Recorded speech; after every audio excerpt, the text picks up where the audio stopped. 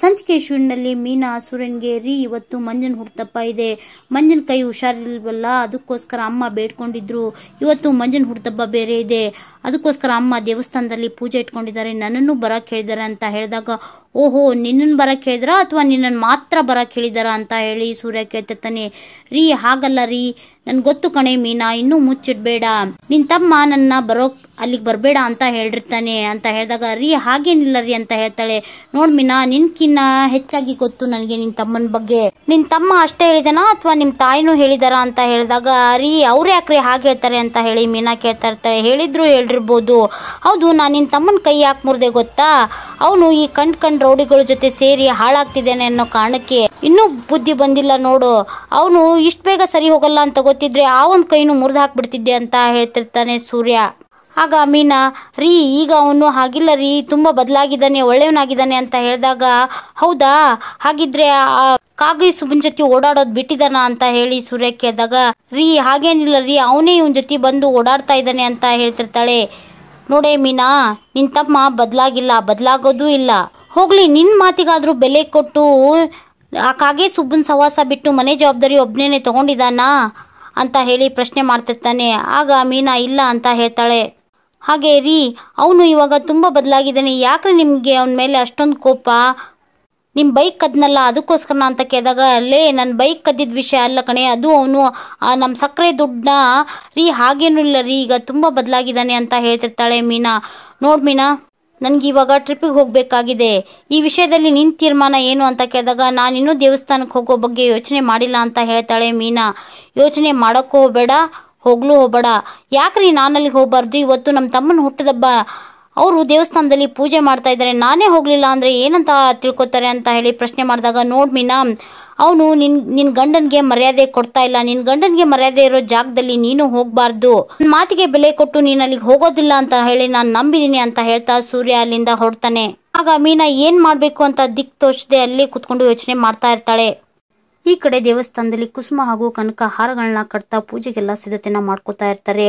ಆಗ ಅಲ್ಲಿಗೆ ಬಂದ ಮಂಜ, ಅಮ್ಮ ಸ್ವಲ್ಪ ಬಾರಮ್ಮ ಅಂತ ಹೇಳಿ ಕುಸುಮನ ಹಾಗೂ ಕನಕನ ಕರೆದು, ಅಮ್ಮ ಎಲ್ಲಮ್ಮ ಅಕ್ಕ ಬರ್ಲಿಲ್ವಾ ಇನ್ನು ಅಂತ ಕೇಳಿದಾಗ, ಏನೋ ದೊಡ್ಡದಾಗಿ ಬರಬೇಡ ಅನ್ನೋ ರೀತಿ ಮಾತಾಡಿದೆ, ಈಗ ಕೇಳ್ತಿದೆಯಲ್ಲ ಅಂತ ಕೇಳಿದಾಗ, ಹೌದಮ್ಮ ಅವಳು ನನ್ನ ಅಕ್ಕ, ಅವಳ ಬಗ್ಗೆ ಮಾತಾಡ್ತೀನಿ, ಆದರೆ ಈ ತಮ್ಮನಿಗೆ ಆಶೀರ್ವಾದ ಮಾಡೋಕ್ಕೆ ಬರಲ್ವಂತ ಅವಳು ಅಂತ ಕೇಳಿದಾಗ, ಬರ್ತಾ ಕಣೆ ನಿಮ್ಮ ಅಕ್ಕ ಭಾವ ಇಬ್ರಿಗೂ ಹೇಳಿದ್ದೀನಿ ಬರ್ತಾರೆ ಅಂತ ಹೇಳಿದಾಗ, ನೋಡಮ್ಮ ಮತ್ತೆ ಶುರು ಮಾಡಿದ್ಯಾ ನಿನಗೆ, ನಾನಿರೋ ಜಾಗದಲ್ಲಿ ಆ ಭಾವನೆ ಹೆಸರು ತೆಗಿಬೇಡ ಅಂತ ಹೇಳಿದ್ದೆ ತಾನೆ, ಅದೇಗೋ ಆಗುತ್ತೆ, ಅವರಿಬ್ರು ಗಂಡ ಹೆಂಡತಿ ಕಣೋ, ಗಂಡನ ಬಿಟ್ಟು ಅವಳು ಹೇಗೋ ಬರ್ತಾಳೆ ಅಂತ ಹೇಳಿ ಕುಸುಮ ಬೈತಿರ್ತಾರೆ.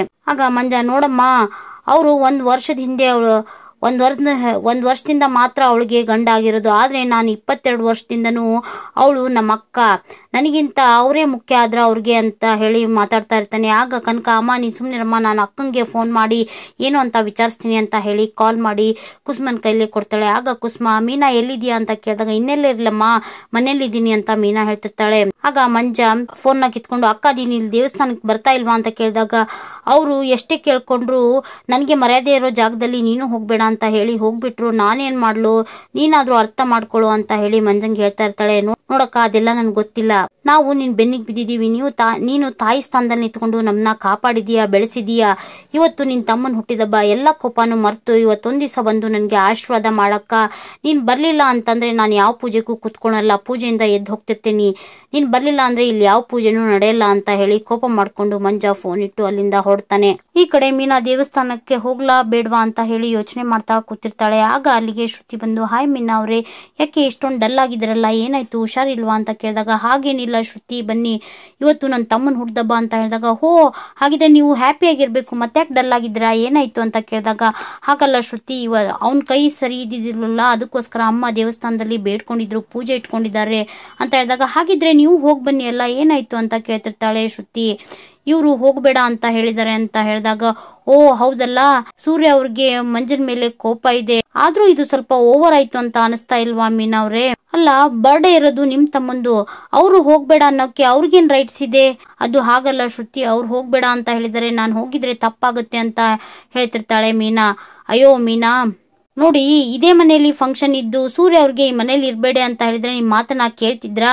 ಇದು ಹಾಗೆ, ಅದು ನಿಮ್ಮ ತವ್ರ ಮನೆ ಫಂಕ್ಷನ್ನು. ನೀವು ಇದೇ ರೀತಿ ಕೇಳ್ತಾ ಇದ್ರೆ ನಿಮ್ಮ ತವ್ರ ಮನೆ ಕಡೆ ಆಗೋ ಯಾವ ಫಂಕ್ಷನ್ಗೂ ಅವ್ರು ನಿಮ್ಮನ್ನ ಕಳ್ಸಲ್ಲ. ನಿಮ್ಮ ತವ್ರ ಮನೆಗೆ ಹೋಗ್ಬೇಡ ಅಂತ ಹೇಳ್ತಾರೆ, ನೋಡ್ತಾ ಇರಿ ಅಂತ ಹೇಳ್ತಾ ಇರ್ತಾಳೆ. ಅದು ಹಾಗಲ್ಲ ಶ್ರುತಿ, ಅವ್ರ ಮಾತನ್ನ ಮೀರಿ ಹೋದ್ರೆ ಅವ್ರು ನನ್ನ ಮೇಲೆ ಕೋಪ ಮಾಡ್ಕೋತಾರೆ ಅಂತ ಹೇಳಿದಾಗ ಹಾಗೇನೂ ಆಗಲ್ಲ. ಹೌದು, ಈಗ ಸೂರ್ಯ ಅವ್ರು ಎಲ್ಲಿದ್ದಾರೆ ಅಂತ ಕೇಳ್ತಿರ್ತಾಳೆ ಶ್ರುತಿ. ಅವರು ಟ್ರಿಪ್ಪಿಗೆ ಹೋಗಿದ್ದಾರೆ ಅಂತ ಹೇಳ್ತಾಳೆ ಮೀನಾ. ಹಾಗಿದ್ರೆ ಒಳ್ಳೇದಾಯ್ತಲ್ಲ, ಎಷ್ಟೊತ್ತಿಗೆ ಬರ್ತಾರೆ ಅಂತ ಕೇಳಿದಾಗ ಸಂಜೆ ಆಗ್ಬೋದು ಅಂತ ಹೇಳ್ತಾಳೆ ಮೀನಾ. ಹಾಗಿದ್ರೆ ಒಳ್ಳೇದಾಯ್ತಲ್ಲ, ನೀವು ಅಷ್ಟರಲ್ಲಿ ಹೋಗಿ ವಿಶ್ ಮಾಡಿ ಬಂದ್ಬಿಡಿ ಅಂತ ಹೇಳ್ತಾಳೆ. ನೋಡಿ ಮೀನಾ, ಏನೂ ಆಗಲ್ಲ. ಒಂದ್ ವೇಳೆ ನೀವು ದೇವಸ್ಥಾನಕ್ಕೆ ಹೋಗದೆ ಇದ್ರೆ ನಿಮ್ಮ ತಮ್ಮ ನಿಮ್ಮ ಜೊತೆ ಮಾತು ಬಿಡ್ಬೋದು, ಯೋಚನೆ ಮಾಡಿ, ನಾನಿನ್ ಬರ್ತೀನಿ ಅಂತ ಹೇಳ್ತಾ ಅಲ್ಲಿಂದ ಹೊರಡ್ತಾಳೆ. ಇದನ್ನೆಲ್ಲ ಅಲ್ಲೇ ಮರೆಯಲ್ಲಿ ನಿಂತ್ಕೊಂಡು ಶಾಂತಿ ಕೇಳಿಸ್ಕೊಳ್ತಾ ಇರ್ತಾಳೆ. ಆಗ ಮೀನಾ ಹೌದು ಸರಿ, ಶ್ರುತಿ ಹೇಳಿದ್ದೆ ಸರಿ ಅಂತ ಹೇಳಿ ತಿಳ್ಕೊಂಡು ಅಲ್ಲಿಂದ ಹೊರಡ್ತಾಳೆ. ಆಗ ಸಕ್ರೆ ಎಲ್ಲ ಇವಳ ಗಂಡ ಹೋಗ್ಬೇಡ ಅಂತ ಹೇಳಿದ್ರು ಹೋಗ್ತಾ ಇದ್ದಾಳಲ್ಲ, ಇಲ್ಲೇನೋ ಸಮಸ್ಯೆ ಖಂಡಿತ ಇದೆ. ಒಂದ್ ವೇಳೆ ಸಮಸ್ಯೆ ಇಲ್ಲದೆ ಹೋದ್ರು ನಾನೇ ಸಮಸ್ಯೆನ ಸೃಷ್ಟಿ ಮಾಡ್ತೀನಿ ಅಂತ ಹೇಳಿ ನಗ್ತಾ ಮಾತಾಡ್ತಾ ನಿಂತಿರ್ತಾಳೆ.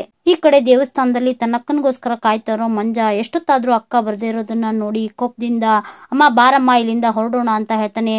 ಆಗ ಕುಸುಮ ಅವರು ಅಲ್ಲ ಕಣೋ, ದೇವಸ್ಥಾನಕ್ಕೆ ಬಂದಿರೋ ಕೆಲಸನೇ ಇನ್ನೂ ಆಗಿಲ್ಲ, ಈಗಲೇ ಹೊರಡೋಣ ಅಂತ ಹೇಳ್ತಿದ್ಯಲ್ಲ ಅಂತ ಹೇಳಿದಾಗ ನನ್ಗೆ ಗೊತ್ತಮ್ಮ, ನಾನು ನಿನ್ಗೆ ಹೇಳಿದ್ದೆ ತಾನೇ, ಅಕ್ಕ ಬರ್ದೇ ಹೋದ್ರೆ ಇಲ್ಲಿ ಯಾವ ಪೂಜೆನೂ ನಡೆಯಲ್ಲ, ನಾನು ಪೂಜೆ ಕುಂದ್ರಲ್ಲ ಅಂತ ಹೇಳಿ ನಡಿ ಹೋಗೋಣ ಅಂತ ಹೇಳ್ತಾ ಇರ್ತಾಳೆ. ನನ್ಗೆ ಗೊತ್ತಮ್ಮ, ಭಾವ ಅನ್ನೋ ರಾಕ್ಷಸ ಅಕ್ಕನ್ನ ಹೋಗೋಕೆ ಬಿಟ್ಟಿರಲ್ಲ ಅಂತ ಹೇಳ್ತಿರುವಾಗ ಅಲ್ಲೇ ನಿಂತಿರುವ ಕನಕ ಮಂಜ ಸರಿಯಾಗಿ ಮಾತಾಡೋ, ಅವ್ರು ನಮ್ಮ ಭಾವ, ಅವ್ರ ಬಗ್ಗೆ ಈ ರೀತಿ ಎಲ್ಲ ಮಾತಾಡಬಾರ್ದು ಅಂತ ಹೇಳ್ತಾರೆ. ಭಾವ ಅಂತೆ, ಭಾವ ಯಾವ ಸೀಮೆಗಿಲ್ಲದ ಭಾವ, ಅಕ್ಕಂಗೂ ನಾನು ಬೇಡವಾಗ ಹೋದೆ, ಅಕ್ಕನ್ಗೆ ಬೇಡವಾದವನು ಈ ದೇವ್ರಿಗೆ ಏನ್ ಬೇಕಾಗ್ತೀನಿ, ನಾನಂತರೂ ಇಲ್ಲಿರಲ್ಲ ಅಂತ ಹೇಳಿ ಹೊರಡ್ತಾ ಇರುವಾಗ ತನ್ನಕ್ಕ ಬರೋದನ್ನ ನೋಡ್ದಂತ ಮಂಜನ್ಗೆ ಖುಷಿ ಆಗುತ್ತೆ. ಆಗ ಮೀನಾ ಬಂದಿದ್ನ ನೋಡಿ, ಏನಕ್ಕ ಕೊನೆಗೂ ಈ ತಮ್ಮನಿಗೆ ಆಶೀರ್ವಾದ ಮಾಡೋಕೆ ಬಂದಿಲ್ಲ ಅಂತ ಹೇಳಿದಾಗ, ನನ್ನ ಆಶೀರ್ವಾದ ನಿನ್ಗೆ ಯಾವಾಗೂ ಇರುತ್ತೆ ಮಂಜು, ನೀನು ಒಳ್ಳೆ ದಾರಿಲಿ ನಡಿಬೇಕು ಅಷ್ಟೇ ಅಂತ ಹೇಳ್ತಾ ಮಂಜುನ ತಪ್ಕೊಂಡು ಹುಟ್ಟುಹಬ್ಬದ ಶುಭಾಶಯ ಹೇಳ್ತಾಳೆ ಮೀನಾ.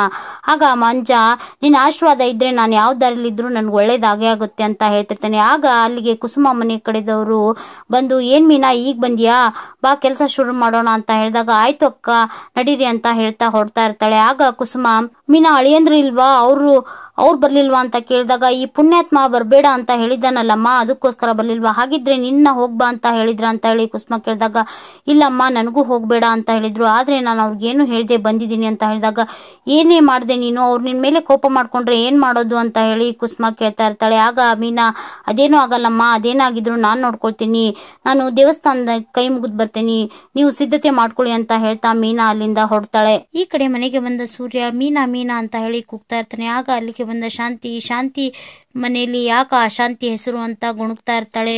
ಕಾಣಿಸ್ತಾ ಇಲ್ಲ, ಅದಕ್ಕೋಸ್ಕರ ಕೂಗ್ತಾ ಇದ್ದೀನಿ ಅಂತ ಹೇಳ್ತಾನೆ ಸೂರ್ಯ. ಓಹೋ, ಗಂಡನ್ಗೆ ಹೇಳ್ದೆ ಹೋಗಿದ್ದಾಳಂದ್ರೆ ಏನೋ ಮುಚ್ಚುಮರೆ ಮಾಡ್ತಾ ಇದ್ದಾಳೆ, ಇಲ್ಲಿ ಏನೋ ಇದೆ ಅಂತ ಅರ್ಥ. ಆಗ ಸೂರ್ಯ, ಏನೇನೋ ಮಾತಾಡ್ಬೇಡ ಸಕ್ರೆ, ಅವಳ ಬಗ್ಗೆ ನಿನ್ ಗೊತ್ತಿಲ್ಲ, ಅವಳು ನನ್ನ ಹೆಂಡತಿ ಅಂತ ಮಾತಾಡ್ತೇನೆ, ಗೊತ್ತಪ್ಪ ನಿನ್ ಹೆಂಡತಿ ಅಂತ ಹೇಳಿ ನಿನ್ನ ಹತ್ರನೇ ಮುಚ್ಚುಮರೆ ಮಾಡ್ತಾ ಇದ್ದಾಳಲ್ಲ, ಎಂತ ಹೆಂಡತಿ ಇರ್ಬೋದು ಅಂತ ಹೇಳಿದಾಗ, ನೋಡ್ ಸಕ್ರೆ, ಅವಳು ಈ ರೀತಿ ಎಲ್ಲ ಮಾಡೋಕೆ ಪೆಂಗೆನೂ ಅಲ್ಲ ಪೌಡ್ರಮ್ಮನೂ ಅಲ್ಲ ಅಂತ ಹೇಳಿ ಬೈತಾ ಇರ್ತಾನೆ.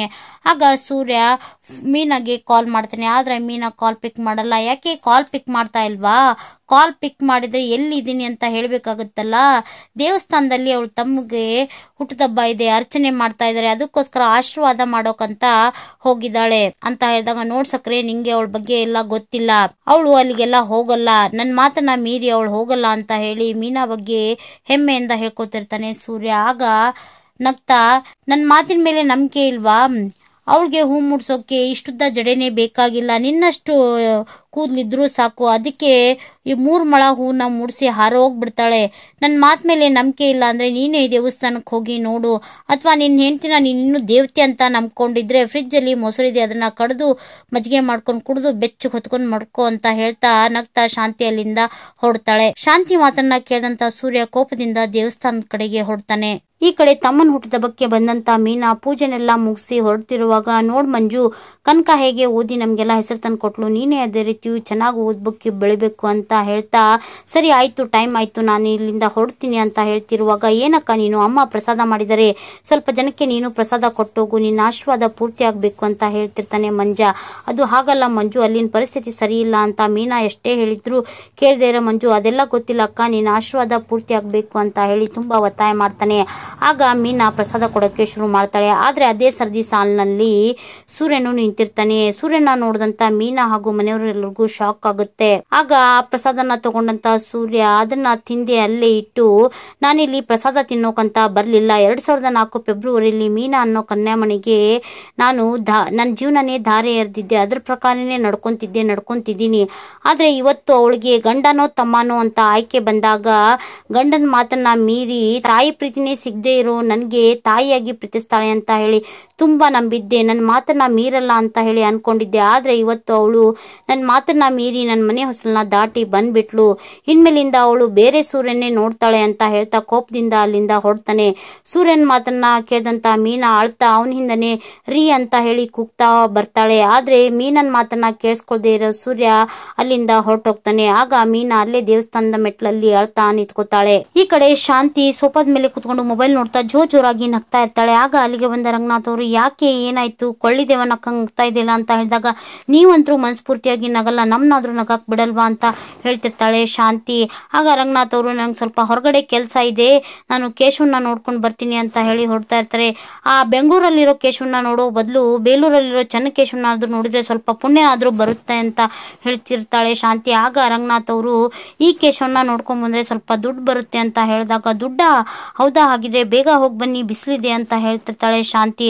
ದುಡ್ಡಂದ್ರೆ ಅದೇಗೆ ಬಾಯ್ ಬಿಡ್ತೀಯಾ ಅಂತ ಹೇಳಿ ಹೊರಡ್ತಿರುವಾಗ ಅದೇ ಸಮಯಕ್ಕೆ ಸರಿಯಾಗಿ ಮೀನಾ ದೇವಸ್ಥಾನದಿಂದ ಬರ್ತಾಳೆ. ಮಾವ ಹೊರಗಡೆ ಹೊರಟಿದ್ದಾರಾ, ಪ್ರಸಾದ ಅಂತ ಹೇಳಿ ಪುಳಿಯೋಗರೆ ಹಾಗೂ ಪಂಚಾಮೃತ ತಂದಿದ್ದೀನಿ ಅಂತ ಹೇಳಿದಾಗ, ಬೇಡ ತಾಯಿ, ನನಗೆ ಸ್ವಲ್ಪ ಪಂಚಾಮೃತ ಕೊಡು ಅಂತ ಹೇಳಿ ಪಂಚಾಮೃತನ ಅಷ್ಟೇ ಕುಡಿದು ಅಲ್ಲಿಂದ ಹೊರಡ್ತಾರೆ. ಆಗ ಮೀನಾ, ಅತ್ತೆ ನಿಮ್ಗೂ ಸ್ವಲ್ಪ ಹಾಕೊಡ್ಲಾ ಅಂತ ಕೇಳಿದಾಗ, ಬೇಡ ತಾಯಿ, ನನ್ಗೆ ಬೇಡ, ಅದ್ ಹೇಗ್ ಮಾಡಿರ್ತಿರೋ, ಅದೇಗ್ ತುರ್ದಿರ್ತಿರೋ, ಅದೇಗ್ ಹೆಚ್ಚಿರ್ತಿರೋ, ನನಗಂತರೂ ಬೇಡಪ್ಪ ಅಂತ ಹೇಳ್ತಾ ಗುಣಗ್ತಾ, ಯಜಮಾನ್ರು ಬಂದಿದ್ರೋ ದೇವಸ್ಥಾನಕ್ಕೆ, ಬಂದು ಸುಮ್ನೆ ಪ್ರಸಾದ ತಿಂದ್ಬಿಟ್ಟು ಹೋದ್ನೋ ಅಥವಾ ಎಲ್ರ ಮುಂದೆ ನಿನಗೆ ಮಂಗಳಾರತಿ ಮಾಡಿದ್ನೋ ಅಂತ ಹೇಳಿ ವ್ಯಂಗ್ಯವಾಗಿ ಮಾತಾಡ್ತಾ ಇರ್ತಾಳೆ ಶಾಂತಿ.